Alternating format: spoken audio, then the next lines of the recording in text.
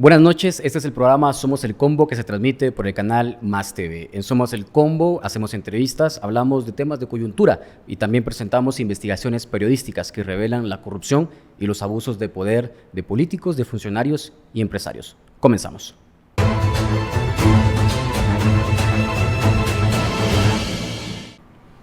Esta noche vamos a hablar de un tema en específico. El Congreso de la República, mediante la alianza oficialista, aprobó una ley con la que se le otorga 36,000 quetzales a los militares retirados que formaron parte de las filas del ejército durante el conflicto armado interno.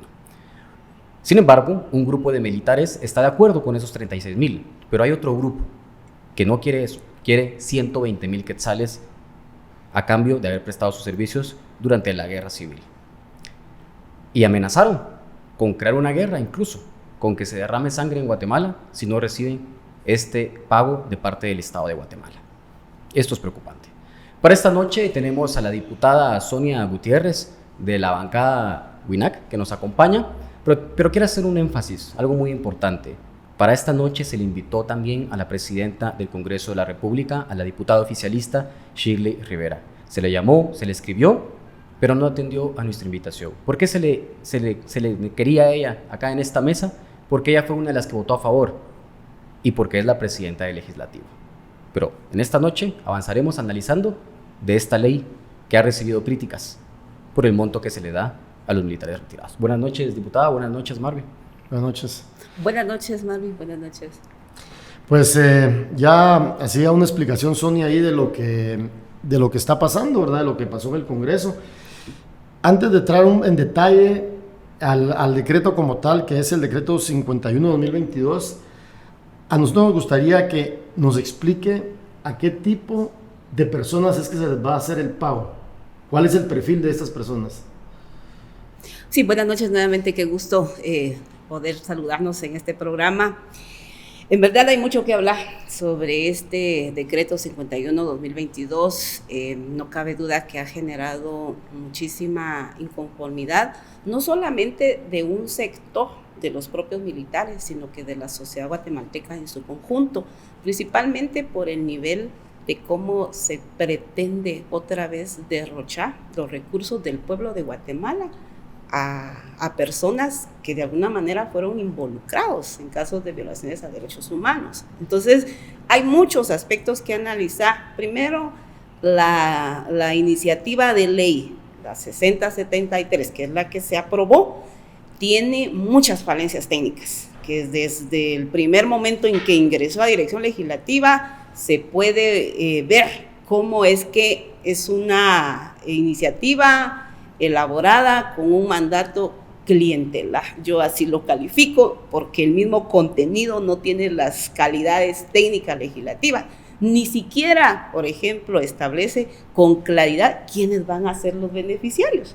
Imagínense ustedes, en uno de los primeros, el primer artículo, que es el objeto de la ley, dice quienes participaron, personal de tropa que prestó servicio militar durante el conflicto armado interno.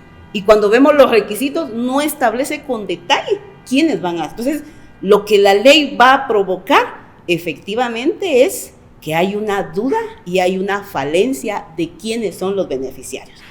Cuando establecemos qué cantidad de beneficiarios, ni eso constata la ley.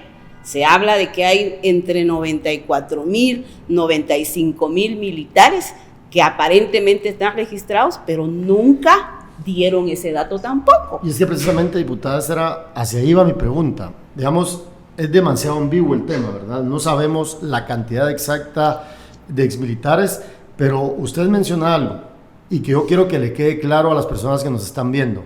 ¿Esto es para expatrulleros de autodefensa civil o para soldados regulares dentro del ejército?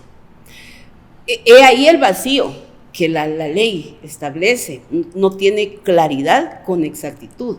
Les decía yo que el objeto de la ley establece personal de tropa que prestó servicio en el conflicto armado interno, pero luego en los requisitos que está en el artículo 5 dice certificación que va a ser expedido por el Ministerio de la Defensa Nacional, es decir, que tampoco la ley tiene claro los parámetros de quienes van a recibir. Nos puede dar lugar a que se introduzcan cualquier persona beneficiaria. Claro, es que ahí también saben que es lo delicado. Digamos, yo lo analizo de la siguiente forma.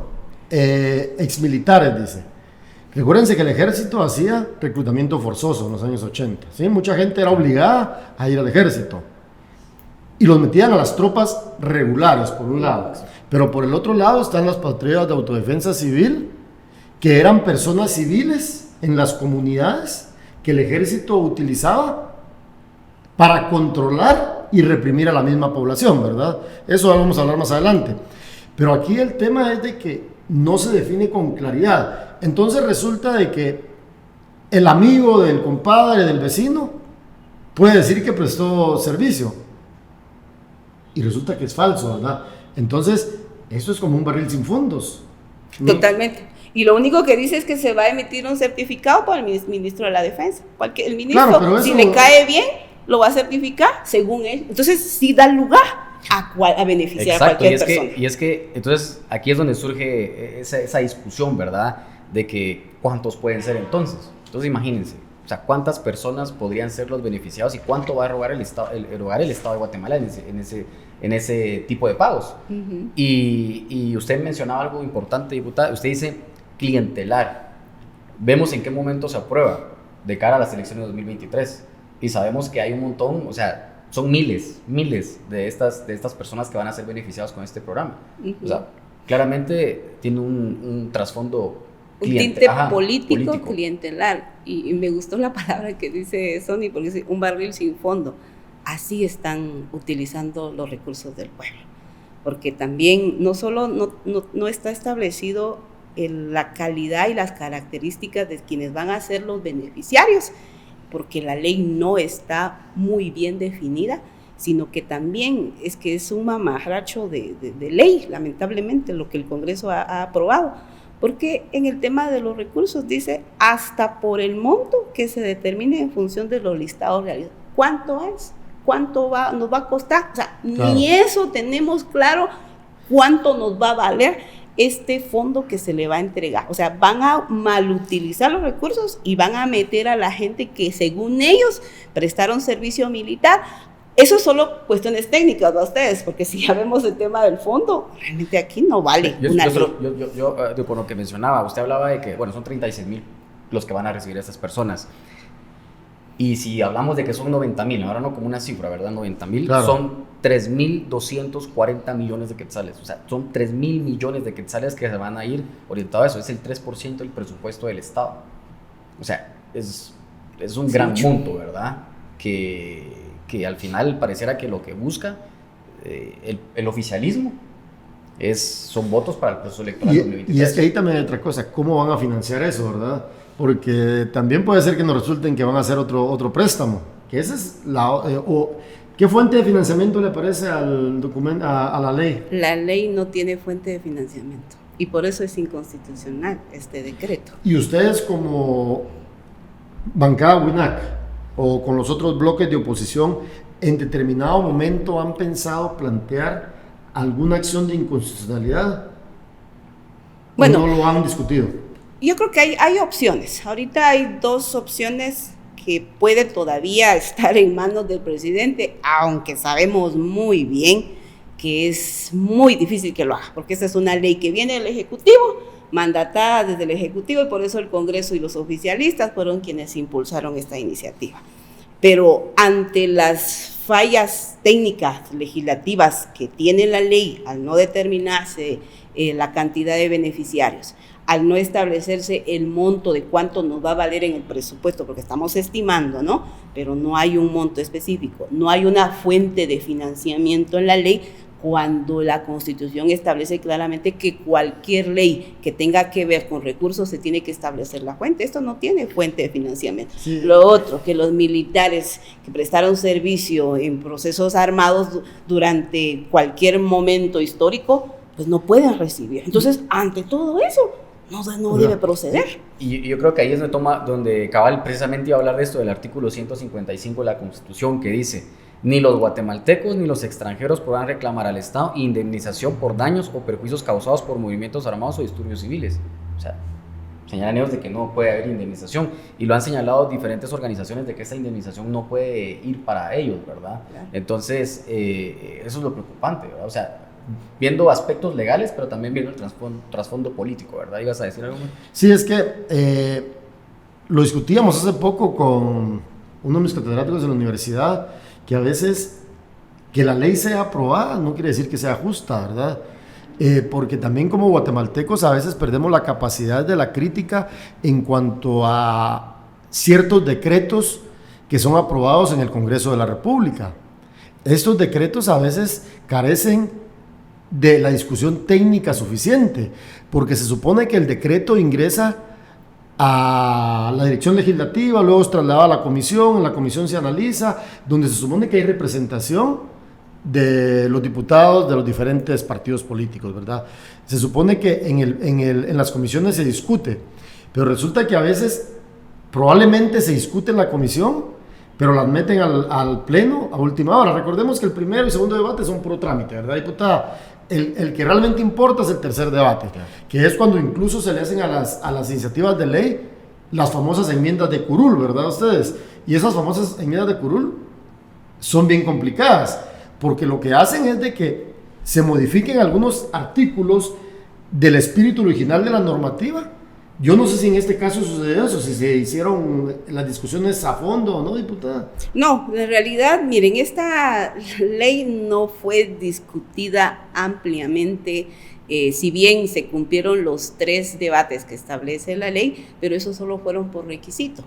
Esta es una ley mandatada, solicitada, dada la orden desde la Casa Presidencial, porque es que así han pasado. Uno que está adentro del Congreso sabe que no se mueve nada en el Congreso, sino desde allá se les da las órdenes y de las directrices. Se envía a la Comisión de Finanzas, la Comisión de Finanzas es un diputado del oficialismo que solamente firma el dictamen con otros aliados que la integran y la someten inmediatamente. Claro. O sea, no tuvo los debates, no hubo la discusión al respecto, porque todos amén a esa ley que viene de presidencia. Diputada, ¿no se ibas a preguntar algo? No, le iba a decir de lo que vemos de que no solo en este gobierno, sino que en los anteriores gobiernos, de que también estas alianzas lo que hacen es cooptar las comisiones del Congreso de la República. Entonces, si necesitan 15 votos, tienen 15 votos, pero resulta que votaron 5 del partido oficial, 3 del otro partido aliado, y así suman los 15 votos. O sea, no necesariamente van votos de todas las bancadas, sino que cooptan también las comisiones y obviamente van a conseguir el dictamen favorable para llevarla al pleno. Eso es algo que se ha visto, ¿verdad? Y otra cosa, digamos, sí, es que ahí pasan muchas cosas, como dice la diputada, ¿verdad? Otra cosa relevante también en la aprobación de este decreto 51-2022 es de que fue respaldado por 81 diputados, ¿verdad? Entiéndase, el partido Vamos y los partidos que generalmente votan con el bloque oficialista, ¿verdad? Tal vez usted, diputada, nos cuenta cuáles son los bloques que votaron para aprobar esta iniciativa que se convirtió en decreto ley. ¿Por qué? Porque finalmente, yo lo decía en un programa hace algunos días, el del jueves pasado, que el ciudadano no le exige mucho a sus diputados. Pareciera ser que los diputados, sobre todo los diputados distritales, ¿verdad?, son los que menos presión reciben de sus comunidades. La gente vota y se desatiende muchas veces de todo lo que el legislador hace a lo largo de 4 años. Exacto. Y obviamente uno de los poderes que tiene el ciudadano es el diputado fiscaliza, obviamente cita funcionarios, puede presentar iniciativas de ley, puede citar a funcionarios para pedirles explicaciones sobre determinados temas, pero el ciudadano a veces se aleja un poquito de la realidad parlamentaria. Entonces, a nosotros nos gustaría, diputada, que nos explique quiénes fueron los diputados que apoyaron el bloque. Tal vez nosotros más adelante decimos el nombre de los diputados, pero que usted nos explique, porque son 81, ¿verdad? Que usted nos explicara un poquito cuáles fueron los bloques que apoyaron esa iniciativa de ley. Bueno, les costó realmente llegar a los 81 votos, porque en el último debate y la aprobación por artículos, efectivamente se convocó a un horario y costó que llegaran los integrantes. Ahora, ¿quiénes votaron? Votaron encabezado por el oficialismo, en este caso Vamos, luego están los diputados de los bloques legislativos que han sido aliados. Aunque recordémonos que en este momento hay algunos que ya se empiezan a desmarcar, porque obviamente ya viene el tiempo electoral y entonces ya no quieren verse muy desgastados con este gobierno, pero los aliados que han estado con ellos pues han sido los humanistas, han sido UCN, ha sido la fracción de la UNE que siempre ha estado desde un principio con ellos, FCN de Nación, Viva, Creo, todos, y bueno, ese es el paquete más conocido que nosotros hemos visto que han estado.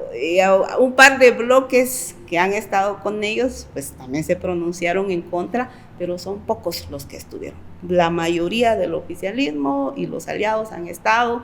Y bueno, algo que decía Marvin es muy importante. La ciudadanía muy poco también le exige a los diputados. Y creo que ese es un tema que sin duda tenemos que hacer ver a través de este tipo de espacios, que la población no esté alejado del diputado, porque todo lo que aprobemos nosotros en el Congreso o nos favorece o nos perjudica, porque al final de cuentas son los recursos los que finalmente vienen del pueblo. Entonces creo que hay un fenómeno que ahora pienso ha ido cambiando, que la población empieza a exigirle cuentas a sus funcionarios y a sus diputados. Yo creo que a partir de ese tipo de investigaciones que ustedes hacen, pues también ven la complicidad también que muchos diputados están en este tipo de negocios políticos que lamentablemente utilizan los recursos del Estado. Y este es un ejemplo claro para un beneficio clientelar, político, y a cuenta de el pueblo va a pagar esos más de 3,000 millones de quetzales durante estos 3 años. Claro, y es que Marvin también mencionó algo muy importante que decía que la gente dice, bueno, ya decreto, ya no podemos hacer nada, pero que la gente se recuerde de lo que pasó en 2017 cuando surge el pacto de corruptos, ¿no? No se hizo un análisis correcto a las reformas al Código Penal, se modifica, que son como decía Marvin, enmiendas de curul, se presentan con el propósito de dejar libres a muchos políticos y empresarios señalados de corrupción, y se aprueban decretos y la gente salió a manifestar, ¿verdad? Pero pareciera que ya se olvidó a la gente que tienen como ese poder para hacer también que muchos decretos que no tienen en beneficio, no se aprueban en beneficio de toda la gente, se den marcha atrás. Y es que sí, hombre, a mí las famosas enmiendas de curul en el Congreso a mí sí me dan mucho miedo, porque ustedes mejor que nadie a mí sabe, también me dan miedo, diputada, que una ley, digamos, una iniciativa de ley puede ser ampliamente discutida, pero si a última hora se le ocurre a un grupo de diputados presentar una enmienda en ese momento, ahí es donde, como dice el dicho popular, te dan gato por liebre, ¿verdad? Y ahí es cuando miramos muchos decretos que llevan artículos, y esto de dónde salió, qué pasó aquí, ¿verdad? Pero al final de cuentas, yo insisto nuevamente, ¿verdad? Muchas personas que nos ven en varios municipios del país y a quienes nos ven en redes sociales por Más TV, involúcrense más, presionen a sus diputados, siempre lo decimos acá, los diputados llegan al Congreso a legislar, a fiscalizar, y obviamente el poder ciudadano tiene que ser fiscalizarlos a ellos y a ellas. Vamos a un corte comercial y regresamos en el segundo bloque. Estamos dialogando esta noche con la diputada Sonia Gutiérrez junto a mi colega Sonny Figueroa en Somos el Combo. Los periodistas Marvin del Cid y Sonny Figueroa te presentan investigaciones, entrevistas y analizan temas de relevancia nacional. Somos el Combo, los jueves a las 19 horas, con sus repeticiones los domingos a las 15 horas y martes a las 11 de la mañana por Más TV. Gracias por continuar en el programa Somos el Combo, que se transmite en el canal Más TV y en las redes sociales del canal y de nosotros. Esta noche estamos discutiendo con la diputada Sonia Gutiérrez un tema importante, la reciente aprobación del decreto 51/2022 del Congreso de la República, con el que la alianza oficialista aprobó darle 36,000 quetzales a cada militar retirado que formó parte de las filas del ejército durante el conflicto armado interno. Una ley que ha generado diferentes críticas. En el principal cuestionamiento es, ¿por qué darles una indemnización a estas personas que estuvieron durante el conflicto armado interno? El tema ha generado, como le decía, muchos debates, pero resulta que pareciera que es una ley disfrazada, ¿verdad? Este pago se quiere disfrazar porque resulta para que no sea de una forma tan directa y una indemnización y solo porque participó durante el conflicto armado interno en las filas del ejército, sino que a estas personas se les va a dar una indemnización bajo el argumento de que hagan actividades de reforestación ambiental, de que den cursos y sean temas educativos en el tema de educación ambiental. Y aquí lo dice, el programa de desarrollo integral, porque así se llama esta ley, señala que las personas que van a recibir esta indemnización tienen que hacer actividades de reforestación, protección y o conservación de bosques para la protección de fuentes de agua y zonas de recarga hídrica en tierras estatales, temas educativos en materia ambiental para conocer, cuidar y valorar y fomentar la protección al medio ambiente y su entorno. Prácticamente es una ley que se disfraza porque en realidad van a haber este tipo de actividades. Entonces, ¿qué piensa usted de eso, diputada? ¿Cómo califica que se quiera justificar este pago de esta forma? Es un total bochorno con esta ley que ha aprobado el Congreso de la República.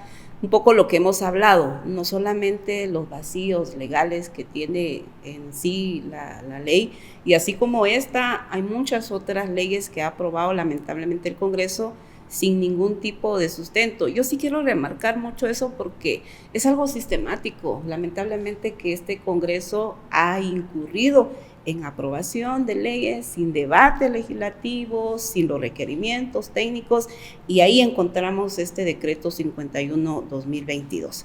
Pero en el trasfondo, ¿verdad? Como muy bien lo decía Sonia, aquí se está dando apariencia a algo que no es, y la apariencia que están creando es bajo un llamado programa de desarrollo integral, porque así es el título de la ley. Pues van a promover ese tipo de actividades, pero en el fondo es indemnizar a los militares que sin duda fueron involucrados en violaciones a los derechos humanos, y hoy el Estado de Guatemala, a través de esta ley, les va a otorgar una indemnización por 36,000, que eso es lo que establece la ley, bajo un rubro presupuestario que hasta el día de hoy no se sabe. Entonces, en el fondo es eso. Y si ese es el fondo, ¿por qué? Ahora lo que debería de preguntarse a los guatemaltecos, ¿a cuenta de qué nuestros impuestos van a ir a parar ahora en los bolsillos de los militares, cuando ellos de alguna manera fueron involucrados en los procesos? Y la Constitución establece claramente que no. Entonces, nos están dando una apariencia que no es. Y lo otro, la fiscalización. ¿A cuenta de qué van a hacer programas que nunca los vamos a ver? Estoy totalmente segura. Claro. Yo creo que digamos, este decreto reúne, digamos, varias características para ser declarado inconstitucional por la Corte, ¿verdad? Claro. Por las razones que usted explicaba, diputada, y obviamente por lo que decía Sonia ahí en el tema constitucional. Esta ley únicamente tiene 12 artículos. Realmente es una ley pequeña, ¿verdad? Es una ley que fue aprobada con objetivos clientelares y finalmente politiqueros, ¿verdad? Porque estamos en año preelectoral. Recordemos de que la mayoría de gente que va a ser beneficiada vive en otros departamentos, fuera del departamento de Guatemala, y pues obviamente aquí es donde hay menos controles, ¿verdad? ¿Por qué? Porque finalmente todos los partidos políticos han abusado de esto, ¿verdad? Desde el gobierno de Alfonso Portillo. Y aquí voy a hacer especial énfasis en algo. Recordemos de que el pago a los patrulleros de autodefensa civil fue promovido por el entonces candidato Alfonso Portillo en el año de 1999. Cuando Alfonso Portillo era candidato, junto a Efraín Ríos Montt, que se recuerdan que llegó a ser diputado del Congreso de la República. Presidente. Bueno, fue electo diputado, después se convirtió en presidente durante los 4 años del periodo del FRG, y ahí es cuando, en esa campaña electoral del 99, que yo estaba revisando algunos datos, es cuando se aprobó un acuerdo gubernativo para pagarles, ¿verdad? Llega Óscar Berché a la presidencia, y se crea el famoso fideicomiso Bosques y Agua para la Concordia. por 5.240 quetzales anuales para cada uno de los patrulleros civiles para reforestar el país. Es decir, de que no es primera vez que se hace esto, ¿verdad?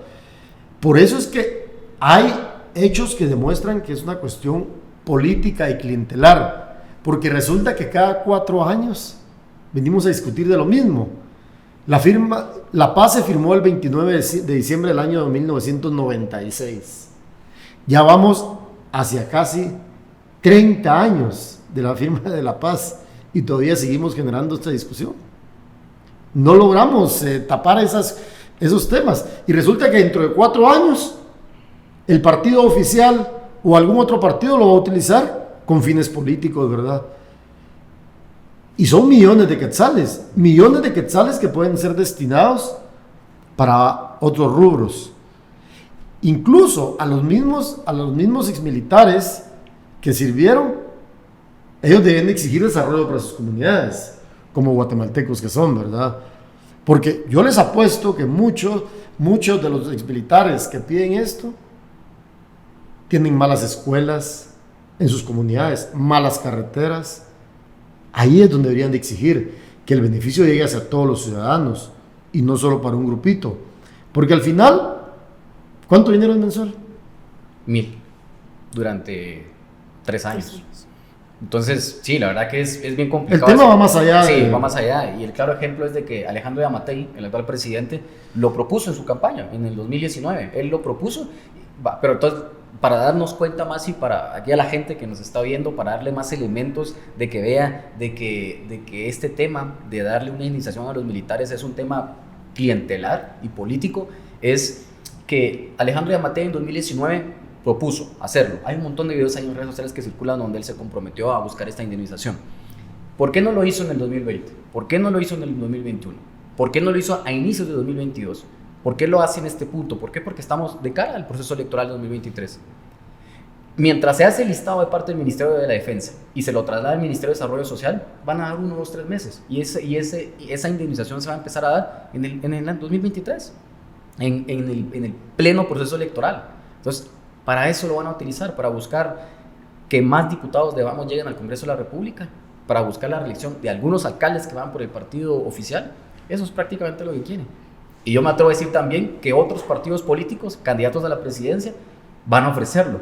Y que para que el programa continúe durante su gobierno. Es que así ve. ¿Cómo lo ve usted, diputada? Sí, no, yo pienso que en esta parte, además del contenido y de lo que hemos analizado, el objetivo de la ley, yo quisiera resaltar un par de aspectos también que se dieron en el contexto de la aprobación de la ley, porque además de que es un claro ofrecimiento de campaña, que lo pudimos ver en los discursos que dio el presidente ahora ya Alejandro Yamatei, también ese ofrecimiento en campaña fue lo que ellos utilizaron para generar una serie de actos de violencia, porque se recordarán ustedes que el Congreso también fue tomado por un grupo de militares exigiéndole a los diputados este tipo de aprobación de ley.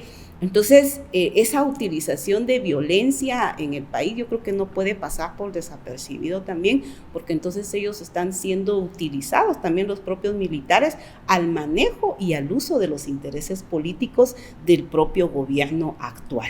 Pero aunado a eso es no solamente la violencia que se generó, sino que el nivel de, miren, esto es un descaro absoluto al pueblo de Guatemala, al pueblo, al ciudadano honesto, trabajador, que día con día está viendo cómo sobrevive en el país, cómo es que su dinero a través de los impuestos se los está derrochando. Es que es inconcebible.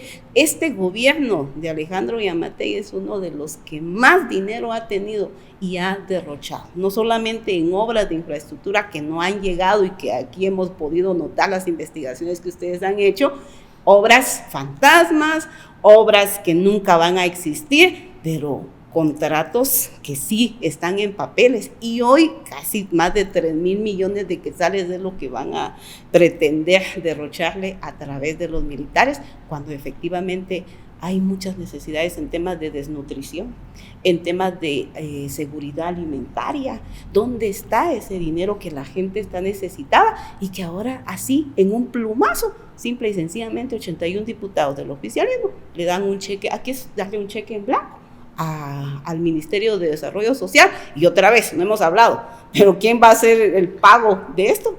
El ministerio, cuando es clientelar. A mí me hubiese gustado, por ejemplo, que la presidenta del Congreso, Shirley Rivera, hubiese estado en esta discusión.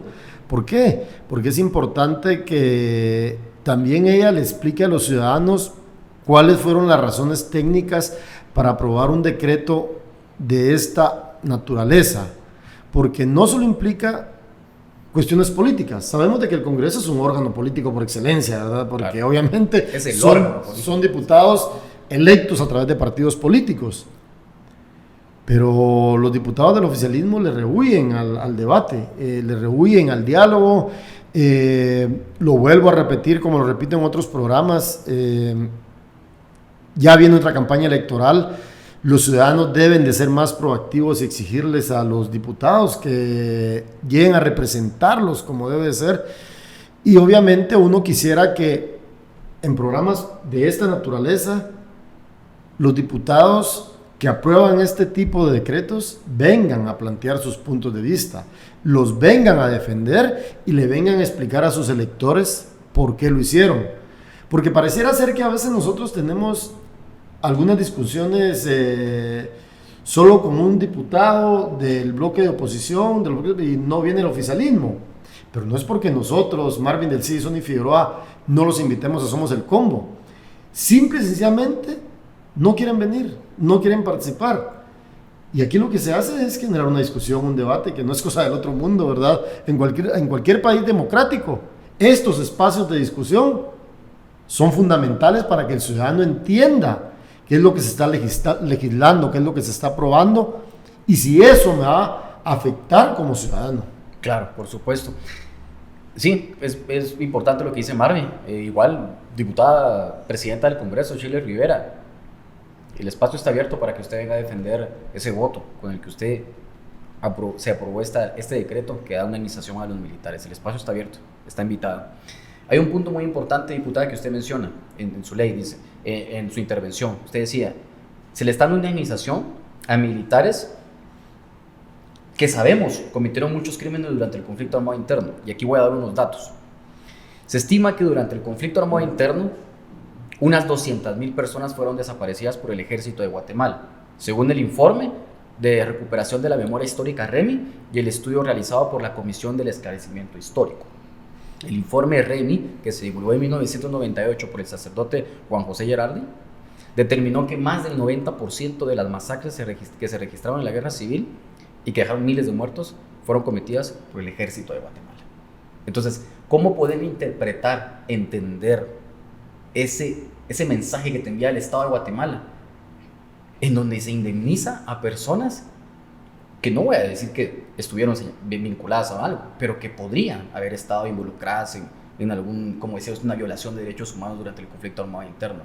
O sea, es preocupante, ¿verdad? Porque pareciera que el Estado no se preocupa por todas esas víctimas que dejó la guerra. Sí, a mí me gustaría sobre esta parte que dice Sonny, es muy importante que también el pueblo de Guatemala dimensione el impacto de esta ley, no solo en términos de recursos de derroche que hemos estado hablando y las falencias y la inconstitucionalidad que puede adolecer la ley, sino el nivel de perversidad que también hay detrás de esto.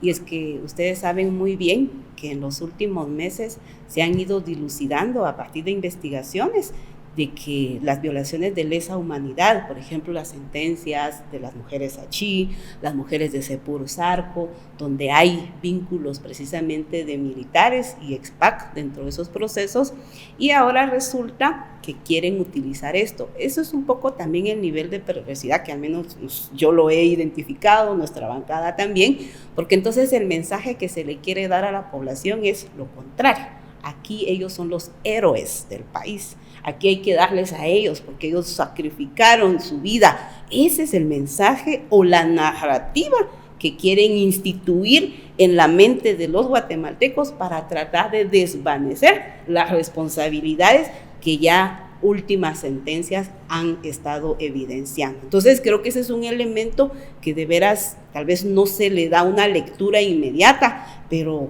el trasfondo también es pretender revertir esas sentencias que de alguna manera pues han sido también hitos históricos en la región de cómo se han logrado evidenciar en tribunales, porque no es algo que nosotros lo estamos diciendo, en tribunales se logra evidenciar las responsabilidades y el impacto que hay de todo eso. Pero no quería pasar por alto algo que Marvin también me preguntaba hace un momento. ¿Qué acciones también como diputados, claro, verdad? Y me parece importantísimo también ver eso. Uno es que el veto es una facultad que tiene el presidente de la República, que si bien es cierto que esto viene desde el Ejecutivo, sin embargo, nosotros no podemos dejar pasar todo lo que está pasando y los argumentos legales que los hay y que lamentablemente no fueron conocidos por el Congreso de la República, pero sí, el derecho al veto hay que exigirle al presidente, y eso creo que la población y nosotros como diputados de la bancada WINAP lo vamos a pedir y lo vamos a exigir para que se haga valer. Por el otro lado, por supuesto, la acción de inconstitucionalidad, estamos también evaluando, por supuesto que vale una acción de inconstitucionalidad. Sabemos también que ellos tienen una corte de constitucionalidad a su favor, pero hay que hacer ver, evidenciar todas las acciones legales, pero esta nefasta ley no debe entrar en vigencia de ninguna manera, y ahí las voces de los ciudadanos tienen mucho que ver. Diputada, había una crítica, digamos, en redes sociales hacia los diputados de oposición, que no hicieron lo suficiente para que esta iniciativa se convirtiera en decreto ley, ¿verdad? Obviamente hay dinámicas dentro del Congreso que a veces son complejas de explicar por distintas razones. ¿Por qué razón? Valga la redundancia, porque obviamente cuando se es minoría es bien complejo, pero diputada, ¿cree usted, o cuál es su punto de vista? ¿Será que los diputados de oposición no hicieron lo suficiente para rechazar esto y evitar que se convirtiera en decreto? Yo asumo también la responsabilidad como diputada de oposición. Nuestro deber ha sido denunciar, evidenciar, delatar esas maniobras que a lo interno hacen con esta y otras leyes. Sin embargo, pues no somos una mayoría que vaya a revertir la decisión de una aplanadora que en verdad es una avalancha que viene por encima y nos aplasta a cualquier tipo de oposición que hagamos. Entonces creo que sí hay un nivel de responsabilidad que nos toca, por supuesto, a los diputados de oposición, pero también a la ciudadanía. Yo pienso que también la ciudadanía, en la medida en que también se empodere, y como bien ustedes lo hablaban, que le exijan a sus funcionarios, a sus representantes, que también observen el nivel de actuar de todos los funcionarios. Entonces creo que los diputados de oposición hemos hecho nuestro trabajo, quizás hace falta una mayor articulación, pero creo que nos ha tocado desde las particularidades de los diputados, de los bloques legislativos, hemos hecho lo que hasta el momento ha sido nuestro alcance, pero creo que es un deber cómo lograr hacer una mayoría y revertir, que creo que ese es el objetivo en común que deberíamos de buscar. Pues, otra cosa antes de irnos a corte. No, yo creo que es muy importante lo que mencionaba aquí la diputada, cómo funcionan esas dinámicas de poder dentro del Congreso de la República. Obviamente nosotros lo hemos visto, creo que muchos guatemaltecos los han visto, el tema de que más de 100 votos tienen ellos a favor, digamos, ¿verdad? En diferentes iniciativas de ley. La alianza oficialista tiene más de 100 votos y la verdad que muy complicado, ¿verdad? Cómo revertir eso. Entonces la verdad que sí, es bien difícil esa dinámica de poder que se da dentro del Congreso de la República. Y pues bueno, yo agradecerle a la diputada por estar presente en esta entrevista. Gracias, diputada. El tema que dialogamos esta noche es sobre la aprobación del decreto 51/2022, que es la denominada Ley Temporal de Desarrollo Integral, por medio de la cual se le va a hacer un pago efectivo a exmilitares, que incluye a expatriados de autodefensa civil. Es con un se tienen que buscar recursos por más de 3,000 millones de quetzales para los próximos 3 años, lo cual es bastante complejo. Y por ese motivo invitamos a la diputada de WINAC, Sonia Gutiérrez, quien nos acompañó esta noche. Ya lo decía Sonia al principio del programa, también estuvo invitada a este programa la presidenta del organismo legislativo, Shirley Rivera, del bloque oficialista, pero lamentablemente no se presentó a la entrevista. Y eso que se le enviaron las invitaciones con antelación, y se le llamó y se le enviaron mensajes, pero fue imposible. Es por ello que solo está la diputada aquí del bloque de oposición, WINAC. Diputada, muchas gracias. A ustedes las gracias, siempre es un gusto, un placer conversar con ustedes sobre todo estos temas tan importantes que debe conocer el pueblo de Guatemala. Y en el tercer bloque volvemos con la investigación periodística de esta semana. Los periodistas Marvin del Cid y Sony Figueroa te presentan investigaciones, entrevistas y analizan temas de relevancia nacional. Somos el Combo, los jueves a las 19 horas, con sus repeticiones los domingos a las 15 horas y martes a las 11 de la mañana por Más TV. Gracias por continuar en el programa Somos el Combo, que se transmite por el canal Más TV. Durante los primeros 2 bloques de este programa de esta noche estuvimos hablando, discutiendo y analizando con la diputada Sonia Gutiérrez de la bancada WINAC un decreto aprobado recientemente por la Alianza del Oficialismo en el Congreso de la República. Un decreto en el que se aprueba dar una indemnización de 36,000 quetzales a los militares retirados que formaron parte de las filas del Ejército de Guatemala durante el conflicto armado interno. Una iniciativa de ley que ahora se convierte en una ley que ha generado diversos debates fuera del Congreso, donde existe una crítica del por qué darle una indemnización a los militares que estuvieron dando servicio durante el conflicto armado interno. Estuvimos conversando sobre el fondo de la iniciativa de ley y pues discutíamos que tiene un fin político porque se acerca durante el proceso electoral 2023. Pero en este segmento estaremos hablando de algo muy importante, nuestra más reciente investigación periodística. Bueno, es un tema, Sonia ya lo mencionaba, vamos a hablar de nuestra más reciente investigación periodística, que es un tema muy relevante. ¿Por qué? Porque es parte de la serie El poder de las farmacéuticas, una serie que venimos trabajando en Vox Populi, que empezamos a publicar en julio de este año. ¿Por qué razón decidimos empezar a investigar este tema? Por diversas razones. Recordemos que Guatemala es uno de los países donde los medicamentos son bastante elevados.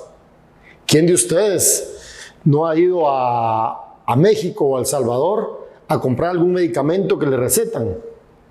Y el precio es hasta 5, 6, 7 veces menor en algunos casos. ¿Por qué razón? Por diversos motivos, ¿verdad? Que van desde el tema de impuestos hasta el tema que las grandes farmacéuticas o los dueños de farmacéuticas tradicionalmente han financiado partidos políticos en Guatemala. Y es por ello que hoy presentamos la investigación más reciente. Ustedes se preguntarán quiénes son estas 3 personas. Ustedes por acá ven el logo, esta carita que es muy conocida en algunos lugares, y la nota se titula Las operaciones políticas de la familia Patres Gil. ¿En qué consiste este reportaje? Veamos un poquito detenidamente y se los presentamos acá. Esta es la portada del reportaje en nuestro sitio web voxpopuliguate.com, y arrancamos con algunos detalles que son sumamente importantes que se entiendan desde el principio. Yo ya mencionaba un poco el tema de los medicamentos, el costo. ¿Por qué las grandes industrias farmacéuticas del país tienen beneficios? Porque resulta que muchas de ellas financian partidos políticos, ¿son? Claro, y es que no solo es el tema, lo mencionaba Marvin, hablaba de que Guatemala es uno de los países a nivel latinoamericano en donde los medicamentos se venden a un precio sumamente costoso. muy elevado. Entonces, el propósito de explicar este especial del poder de las farmacéuticas es ponerle un rostro, un nombre a esas empresas, a esas personas propietarias de estas grandes industrias, para que la gente también entienda quiénes son, ¿verdad? Los que controlan al final el tema de los medicamentos en Guatemala. Y lo explicaba Marvin, un tema muy importante.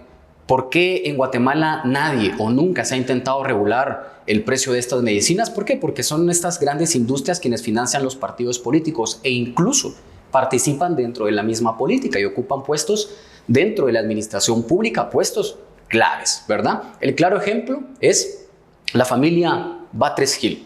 La familia Batres Gil que aquí, por ejemplo, usted puede ver en pantalla. Usted se preguntará quién es el señor que está de aquel lado. Pues él es Carlos Arturo Batres Rivera, uno de los fundadores de la cadena de farmacias Batres. El de abajo es su hijo, Carlos Arturo Batres Gil, una persona que estuvo involucrada en un caso de corrupción, de hecho, que está involucrada en un caso de corrupción, y la de abajo es su hija, Sara María Batres Gil, que también tiene vinculación con la empresa Farmacias Batres, pero también tiene una cercanía con otra empresa farmacéutica que en estos momentos vamos a estar explicando. Sí, de hecho, ustedes, ya explicaba Sonia un poco acá, si ustedes ingresan a la página web de artículo35.com, aquí precisamente están los nombres, se los voy a subrayar aquí para que lo vean desde el principio. Aquí hay una persona, aquí está Sara María Batres, pero resulta de que ya Sonia lo voy a explicar en un momento los otros vínculos políticos que tienen. Que por acá viene. Y resulta que al irnos bajando un poquito más hacia este reportaje, encontramos otros datos relevantes, Sonia. Claro, por ejemplo. Ajá. Sí. Por ejemplo, el tema de Carlos Arturo Batres Gil. Él es el hijo del propietario de las cadenas de farmacias Batres, y resulta que él ocupó el cargo de secretario privado, nada más y nada menos que de la ex vicepresidenta Roxana Valdetti, ¿verdad? No cualquier persona ocupa ese puesto porque es un puesto de confianza. ¿Por qué llegó ahí? ¿Cómo llegó ahí? ¿Bajo qué circunstancias obtuvo ese puesto? No lo sabemos, pero lo que sí sabemos es de que mientras él fue secretario de Roxana Valdetti, que ellos fueron electos por Partido Patriota, su papá, Carlos Arturo Batres Rivera, fue diputado. Él fue diputado del Partido Patriota, financista del Partido Patriota, y él fue electo en 2011 como diputado del Partido Patriota por el departamento de Quiché. Él estuvo durante esos 4 años en el Congreso de la República representando al Partido Patriota. Y su hijo, en paralelo, era el secretario privado de Roxana Valdetti, ¿verdad? ¿Qué pasó con Carlos Arturo Batres Gil, que era el secretario privado de Roxana Valdetti? Pues él ya, en algún momento de la administración del Partido Patriota, él sale, pero resulta que está implicado en un caso de corrupción. ¿En qué caso de corrupción? Nada más y nada menos que uno que suena a nivel de Latinoamérica. ¿Qué caso? El caso Odebrecht. Ese caso que va a señalar ahí Marvin en pantalla es el caso Odebrecht, el caso en el que está señalado Carlos Arturo Batres Gil. Imagínense ustedes, está señalado en el caso de corrupción, en donde esta empresa, esta constructora brasileña, Odebrecht, dio sobornos en Guatemala a políticos con el propósito de que se le diera un contrato millonario. ¿Ese contrato cuál es, Marvin? Es un contrato en Odebrecht, tal y como lo mencionabas. Y que tiene que ver con el tema de carreteras, ¿verdad? Estos famosos casos de contratos de carreteras. Recordemos que el caso Odebrecht es uno de los casos más conocidos de escándalos en América Latina en los últimos años. Y que no solo involucra a políticos y empresarios guatemaltecos, involucra a políticos y empresarios de toda América Latina. Y no es que nosotros lo digamos, lo dicen las investigaciones de las fiscalías de los diferentes países, ¿verdad? Entonces, precisamente, Sonia mencionaba esa parte que Carlos Arturo Batres Gil, exsecretario privado de la exvicepresidenta Roxana Valdetti, que recordemos que Roxana Valdetti se encuentra actualmente en prisión por diversos cargos de corrupción. como por ejemplo el famoso caso de la agüita mágica, ¿verdad? Claro. Si ustedes mal no recordarán. Es decir, también hay que recordar que Roxana Baldetti dimitió al cargo en el año 2015, luego de los múltiples señalamientos de corrupción en su contra por parte del Ministerio Público y la Comisión Internacional contra la Impunidad en Guatemala. Yo creo que hay un tema muy importante acá que hay que resaltar y ¿cuál es el que hay que resaltar? En el año 2018 se giró una orden de captura en contra de Carlos Arturo Batres Gil, por estar vinculado en el caso Odebrecht. Según la investigación de la Fiscalía Especial contra la Impunidad, FESI, él era parte de esos que negociaban los sobornos. 46 millones de dólares que dio Odebrecht en sobornos, él tuvo parte de vinculación, porque él era, digamos que el delegado de Alejandro Sinibaldi y de Manuel Valdizón, que ambos están metidos en este caso de corrupción, para que él fuera el enlace de los sobornos, para que llegara aquí a Guatemala. Y recordemos que eso no lo decimos nosotros. Eso lo dice una investigación de la Fiscalía Especial contra la Impunidad del Ministerio Público. Recordemos que el MP trabajaba en conjunto con la Comisión Internacional contra la Impunidad en Guatemala, CICIG. Es decir, que el Ministerio Público y la CICIG investigaban de manera conjunta. Pero quien finalmente hacía la denuncia penal era el Ministerio Público, porque constitucionalmente a quien le corresponde la denuncia penal es al MP. Obviamente a través de la FESI, ¿verdad? Que fue creada precisamente para este tipo de casos. Pero también es importante mencionar que la CICIG se creaba en estos casos. Es que mucha gente piensa que la CICIG era la que hacía las investigaciones en forma individual y acusaba. No, quien acusaba realmente era el Ministerio Público. Entonces, del caso que les estaba hablando Sony, es precisamente un caso donde estuvo involucrado Carlos Arturo Batres Gil. Son hechos que están ahí en tribunales, no son hechos que los diga Marvin del Cid y Sony Figueroa. Son casos judiciales abiertos y que están ahí. Claro, y es que es muy importante, ¿verdad? Porque es primordial o importante explicarles esta parte. ¿Por qué? Porque ahí es donde vamos amarrando los vínculos políticos que tienen estas grandes industrias, ¿verdad? Esta cadena de farmacias, los vínculos que tienen sus propietarios, ¿verdad? Cómo se meten en la política, cómo financian partidos políticos para seguir manteniendo esos privilegios que tienen estas grandes empresas, ¿verdad? No tienen topes límite de los medicamentos y ponen el precio altamente costoso y al final los guatemaltecos tienen que pagarlo. Pero bueno, ese es el tema político. Pero ahora vayamos al tema de cómo, por qué surge la investigación y por qué es relevante.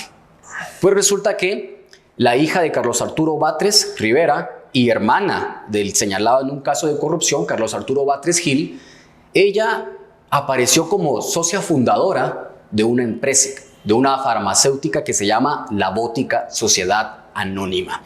Ella aparece ahí. Esta empresa fue fundada por familiares de Francisco Valdés Pais, otro empresario de las farmacéuticas. Entonces, Claro. ¿qué pretendíamos nosotros ahí explicar? Los vínculos que también se dan entre los mismos empresarios de las farmacéuticas. Entonces, una familia, otra familia, crean una empresa que se llama La Bótica Sociedad Anónima. Lo curioso de la Bótica Sociedad Anónima es de que es una empresa que ha recibido más de 200 millones de quetzales del Estado durante la pandemia de 2020, 2021 y 2022, por la cercanía que existe entre Francisco Valdés Pais con el presidente Alejandro Yamatei. Y también hay algo relevante en esta parte de la historia que hay que mencionar para que ustedes lo lean y lo analicen.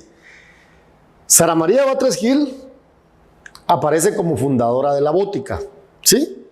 En el año 2013. Pero adicionalmente aparece otro personaje que es importante mencionar, porque hacia ese punto vamos, que es Jairo Ernesto Ponce Fernández, alias Cuto, y su hermano Francisco José Valdés Alvarado. Ambos junto a Sara María Batres Gil fundan La Bótica. Pero ¿quién es Jairo Ernesto Ponce Fernández? Eso también lo contamos en otra nota del especial El Poder de las Farmacéuticas. Jairo Ernesto Ponce Fernández es una persona muy cercana al presidente Alejandro Yamatei. ¿Por qué razón? porque han viajado juntos, van a reuniones juntos, tienen vínculos políticos. Durante, digamos, todo el proceso de investigación que nosotros hemos hecho y el reporteo, diversas fuentes confirman la cercanía. Y después esa cercanía se confirma con contratos con el Estado, ¿verdad? Que es la parte también que nosotros como periodistas demostramos, ¿verdad? Y además de ello, otra persona cercana a Jairo Ernesto Ponce de Fernández es, ¿quién son? Miguel Martínez. Miguel Martínez es un personaje que sabemos el papel que jugó mientras fue director de la Comisión Presidencial del Centro de Gobierno y pues que también es una de las manos derechas del presidente Alejandro Yamatei. Estos personajes, Miguel Martínez, Alejandro Yamatei y Jairo Ernesto Ponce Fernández, son personas cercanas. Incluso se habla de ser financistas de campaña, ¿verdad? Entonces, lo que usted va a encontrar acá en esta investigación, las operaciones políticas de la familia Batres Gil, es contarle el papel que en la política ha jugado esta familia y también explicar el papel de las empresas que giran alrededor de ellos, en donde se han obtenido millonarios contratos con el Estado. La idea es que ustedes lean la nota, la analicen, ingresen a voxpopuliwate.com, tal y como está aquí en pantalla. ¿Por qué? Porque es relevante que nos enteremos de estos temas. Todo está documentado, todo está respaldado, porque es el trabajo que hacemos en Vox Populi. Y precisamente, ya lo mencionaba yo anteriormente, esto es parte de una serie, El poder de las farmacéuticas. No solo es este reportaje, hay que meterse a la página de voxpopuliwate.com y navegar. Pero adicionalmente, si ustedes quieren ver lo que nosotros vamos publicando, aquí estoy en nuestras cuentas de Twitter. En mi caso, @MarvinDelCid, que es la cuenta de Twitter donde me pueden seguir. Y la cuenta de Sony es Sony Figueroa, @Sony_Figueroa. Ahí nos pueden seguir a ambos para estar pendientes de lo que vamos publicando en Vox Populi. Y pues bueno, muchas gracias por su sintonía y recuerden que junto a Marvin del Cid somos el combo.